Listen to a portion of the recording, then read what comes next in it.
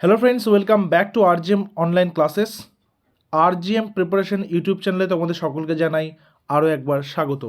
তো আমাদের যে ডাব্লিউবিপি পরীক্ষার প্রস্তুতি চলছে, WBP SI, WBP constable, WBP lady constable, Kolkata police এবং তার পাশাপাশি আবগারি দপ্তর অর্থাৎ পুলিশ পরীক্ষার সকল পরীক্ষার যে সমস্ত প্রশ্নপত্রগুলো 2012 থেকে আমরা দেখেছি বা 2012 থেকে যে প্রশ্নপত্রগুলো বোর্ড সেট করেছে সেই সমস্ত প্রশ্নগুলো আমরা কিন্তু আলোচনা করছি এখানে।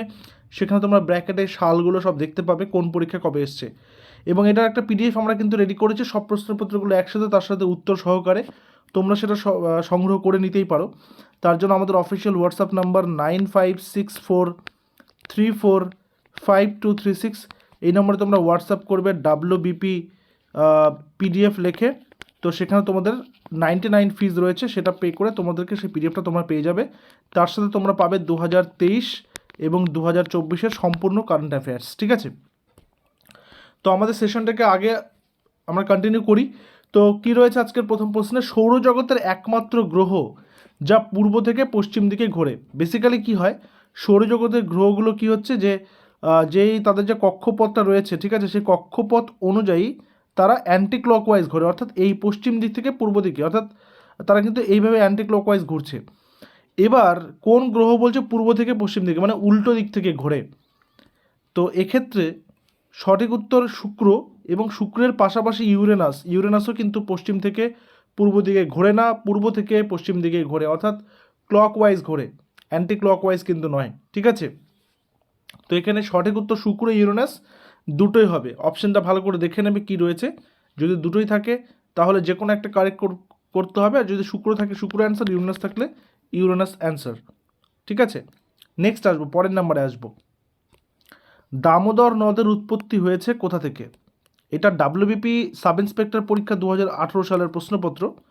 দামোদর নদ এর উৎপত্তি হয়েছে পূর্বঘাট থেকে, রাজমহল মালভূমি থেকে, ছোটনাগপুর মালভূমি থেকে, নাকি হিমালয় থেকে? সঠিক উত্তর তোমাদের যেটা মনে হচ্ছে সেটা নিচে লাইভ চ্যাট অপশনে তোমরা কিন্তু করতে পারো, অথবা তোমরা কমেন্ট সেকশনে জানাতে পারো। তো দামোদর নদের উৎপত্তি হয়েছে কোথা থেকে? পূর্বঘাট থেকে, ছোটনাগপুর থেকে, হিমালয় থেকে, না কোথা থেকে? সঠিক উত্তর ছোটনাগপুর মালভূমি থেকে। অপশন নাম্বার সি হচ্ছে এখানে কারেক্ট অ্যান্সার, ছোটনাগপুর মালভূমি থেকে। ছোটনাগপুর মালভূমি কোন রাজ্যে রয়েছে ভারতবর্ষের? ঝাড়খণ্ড।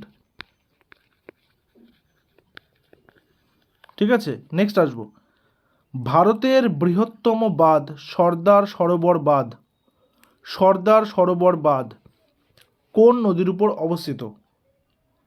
যদি বলতো কোন রাজ্যে অবস্থিত, তাহলে সেটা কোথায় রয়েছে? গুজরাট, তাই না? গুজরাটে অবস্থিত।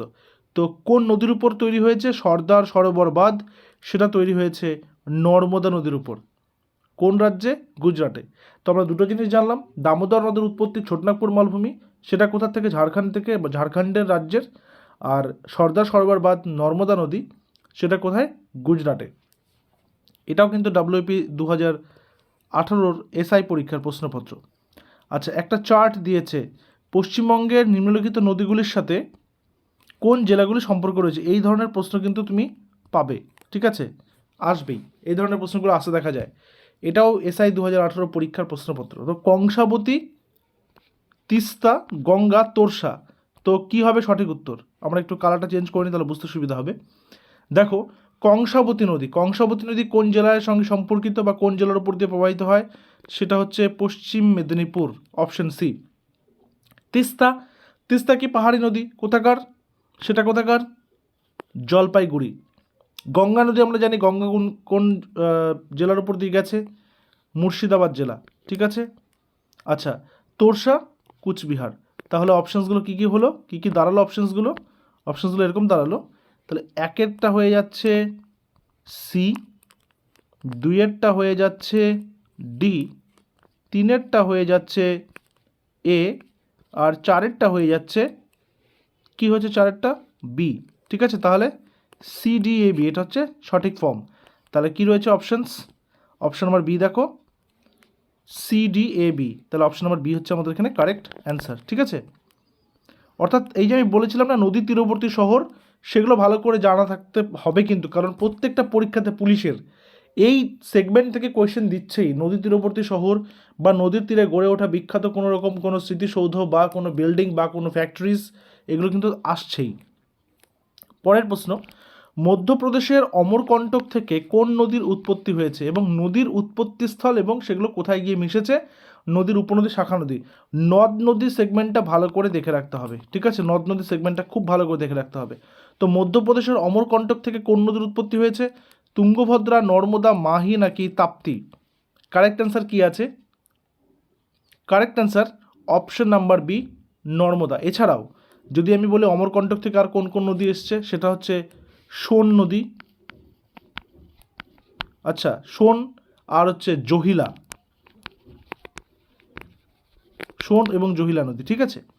চলো পরের নাম্বার, ভারতবর্ষের মাঝখান দিয়ে যে অক্ষাংশ গেছে, ভারতবর্ষের ওপর দিয়ে যে অক্ষাংশ গেছে তা হলো কি? এটা ডাব্লিউপি এসআই পরীক্ষা 2018। ভারতবর্ষের মধ্য দিয়ে বা উপর দিয়ে যে অক্ষাংশ গেছে সেটা কি সুমেরু বৃত্ত, কর্কট ক্রান্তি রেখা, মকর ক্রান্তি রেখা নাকি নিরক্ষরেখা? ক্যান্সার, ক্যাপ্রিকর্ন, সুমেরু নাকি ইকুয়েটর? কারেক্ট অ্যান্সার কী হবে? কারেক্ট অ্যান্সার হবে কর্কট ক্রান্তি রেখা। আচ্ছা, কোন কোন রাজ্যের উপর দিয়ে গেছে যদি আমরা বলি, তাহলে একটু নোট করবে। ওয়েস্ট বেঙ্গলের উপর দিয়ে গেছে, আমি শর্ট ফর্মগুলো লিখছি। গুজরাতের উপর দিয়ে গেছে, গুজরাটের জন্য জি লিখলাম। রাজস্থানের উপর দিয়ে গেছে, মধ্যপ্রদেশের উপর দিয়ে গেছে, ছত্তিশগড়ের উপর দিয়ে গেছে, ঝাড়খণ্ডের উপর দিয়ে গেছে, ত্রিপুরার উপর দিয়ে গেছে এবং মিজোরামের উপর দিয়ে গেছে, ঠিক আছে। আমরা একটা শ্লোক পড়েছি না, শ্লোক তো না, একটা লাইন, যে কর্কট মিত্র গামছা পরা ছাড়লো, সেটা পড়লে কিন্তু এটা অ্যান্সারটা করে দেওয়া যায়, ঠিক আছে। ভারতের প্রাচীনতম পর্বতমালা হলো কোনটি? ভারতের প্রাচীনতম মানে এই চারটা অপশানস যে রয়েছে তার মধ্যে সবথেকে প্রাচীন। এটা ডাব্লিউবিপি কনস্টেবল পরীক্ষা 2018 সালের প্রশ্নপত্র থেকে নেওয়া হয়েছে। তো ভারতের প্রাচীনতম পর্বতমালা কোনটি? নীলগিরি, হিমালয়, আরাবল্লী, বিন্ধ্য। দেখো একটা কথা, এই যে পিওয়াইকিউগুলো তোমাদেরকে যে করাচ্ছি, তোমাদের পুলিশ পরীক্ষা সম্ভবত মে মাসে, তোমরা একটা ডেট সেখানে হয়তো দেখেছো, তো সেই সময় পরীক্ষা হলে তার জন্য তো সময় বেশি নেই হাতে। তো এই প্রশ্নগুলো করানোর একটা উদ্দেশ্য হচ্ছে ডাব্লিউবিপির যত পিওয়াইকিউ রয়েছে প্রচুর কোয়েশ্চেন্স রিপিট আছে, অর্থাৎ 2012 থেকে আমরা যখন এই কোয়েশ্চেনগুলোকে তৈরি করা শুরু করলাম, অনেক কোয়েশ্চেন আছে যেগুলো বারংবার এসছে পরীক্ষাতে, রিপিট আছে প্রচুর, সেই কারণে পিওয়াইকিউ খুব ইম্পর্টেন্ট। ওকে, তো ভারতের প্রাচীনতম পর্বতমালা কোনটা হবে? সঠিক উত্তর হচ্ছে আরাবল্লী, অপশন নাম্বার সি, আরাবল্লী পর্বতমালা। আচ্ছা, আমাদের সৌরজগতের শীতলতম গ্রহ কোনটি? শীতলতম, বুধ, নেপচুন, প্লুটো নাকি বৃহস্পতি? এটা ডাব্লিউপি কনস্টেবল পরীক্ষা 2018 সালের প্রশ্নপত্র। বর্তমানে আমাদের সৌরজগতের শীতলতম গ্রহ কোনটি, কোল্ডেস্ট প্ল্যানেট কোনটি? বুধ, নেপচুন, প্লুটো নাকি বৃহস্পতি? সঠিক উত্তর কি? সঠিক উত্তর হচ্ছে প্লুটো, অপশন নাম্বার সি। আচ্ছা, যদি টেম্পারেচার বলে অ্যাভারেজ, তাহলে -225 ডিগ্রি সেন্টিগ্রেড। আচ্ছা, যদি উষ্ণতম বলি সেটা হচ্ছে শুক্র, উষ্ণতা কত? 464 ডিগ্রি সেন্টিগ্রেড বা সেলসিয়াস। ওকে, 38তম প্যারালাল বিভক্ত করে উত্তর কোরিয়া, দক্ষিণ কোরিয়াকে, ভিয়েতনাম ও কম্বোডিয়াকে, ভারত ও নেপালকে, ভারত ও পাকিস্তানকে। এটাও কিন্তু ডাব্লিউপি কনস্টেবল পরীক্ষা 2018 সালের প্রশ্নপত্র। 38 প্যারালাল কোন দুটো দেশকে বিভক্ত করেছে? উত্তর কোরিয়া এবং দক্ষিণ কোরিয়াকে। যেহেতু অপশন আছে, তাহলে তোমাদেরকে এটা বলতে হবে যে ভারত পাকিস্তানের মধ্যেকার যে লাইনটা, যে বর্ডারটা, সেটার নাম কি, কী লাইন, সেটার নামটা কী লাইন, সেটা হোম টাস্ক করবে। এটা তোমাদের হোম টাস্ক থাকলো। যারা ক্লাসগুলো করছো অবশ্যই হোম টাস্কে কিন্তু লিখবে, ঠিক আছে, অর্থাৎ কমেন্ট সেকশনে জানাবে।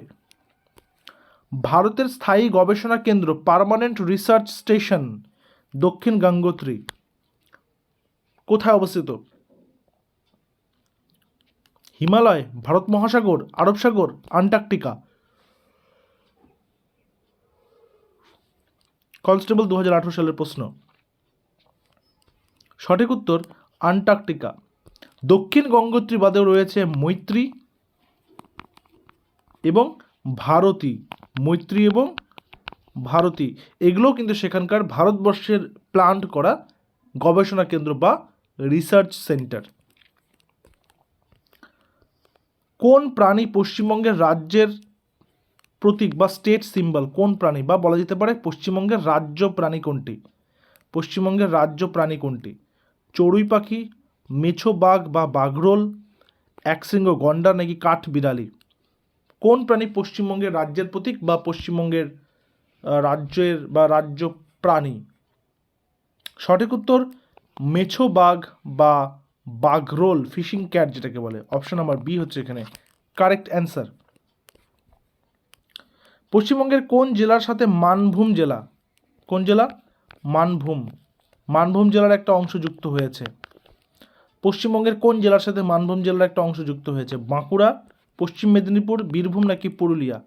ডাব্লিউবিপি লেডি কনস্টেবল পরীক্ষা 2018 সালের প্রশ্নপত্র। আজকে কোয়েশ্চেনগুলো বেশিরভাগই 2018 থেকে নেওয়া, সেটা এসআই হোক, সেটা কনস্টেবল হোক, বা সেটা লেডি কনস্টেবল হোক।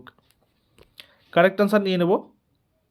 Correct answer option number D, Purulia. পশ্চিমবঙ্গের পুরুলিয়া জেলার একটি অংশ যুক্ত হয়েছে। কেরালার উপকূল ভাগ কি নামে পরিচিত? কেরালার কোস্ট লাইন, উপকূল ভাগ, যেটা কিনা ভারতবর্ষের পঞ্চম সর্ববৃহৎ বা পঞ্চম ফিফথ লার্জেস্ট কোস্ট লাইন যেটাকে বলি আমরা। এটাও ডাব্লিউপি লেডি কনস্টেবল 2018 সালের প্রশ্নপত্র। তো কেরালার উপকূল ভাগ কী নামে পরিচিত? মালাবার, উৎকল, করমণ্ডল, কোঙ্কণ। কারেক্ট অ্যান্সার মালাবার উপকূল, অপশন নাম্বার এ মালাবার উপকূল। আচ্ছা, আমরা এর আগের ক্লাসে আলোচনা করেছিলাম কেরালার যে সেখানকার যে রয়েছে একটা,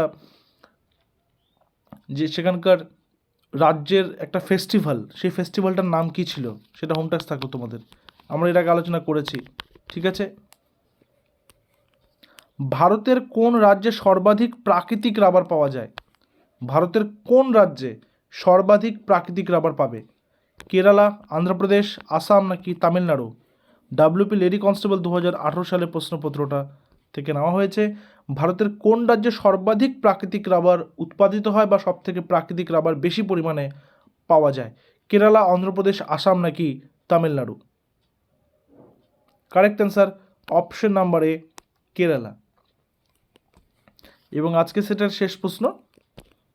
তোমরা যদি বলো তাহলে প্রশ্ন সংখ্যা বাড়াবো, তোমাদের ওপরেই সব। তোমরা চাইলে প্রশ্ন সংখ্যা বাড়িয়ে দেবো এর পরের ক্লাস থেকে।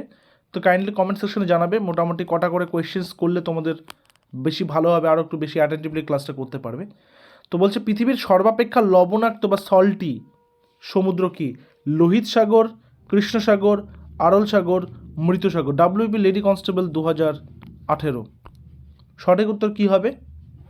সঠিক উত্তর হবে অপশন নাম্বার ডি মৃত সাগর বা ডেড সি। মৃত সাগর বা ডেড সি। ঠিক আছে, তো আজকে দুটো হোম টাস্ক থাকলো। একটা হচ্ছে কেরলের রাজ্যের ফেস্টিভ্যালের নাম কি, এবং আরও একটা কোয়েশ্চেনের আগে দিয়েছিলাম যে ইন্ডিয়া পাকিস্তানের মধ্যেকার যে বর্ডার সেটার নাম ড্যাশ লাইন। ঠিক আছে, তোমরা সেকশনে জানাবে, এটা কমেন্ট সেকশনে জানাবে। এবং পিডিএফটার জন্য অবশ্যই আমাদের অফিসিয়াল হোয়াটসঅ্যাপ নম্বর 9564345236, এই নাম্বার টেক্সট করবে WBP PDF লিখে। তো সেখানে তোমাদেরকে পিডিএফটা কিন্তু অ্যাভেলেবেল করে দেওয়া হবে। তো দেখা হচ্ছে পরবর্তী ক্লাসে। Till then stay connected with RGM preparation YouTube channel. Thank you very much.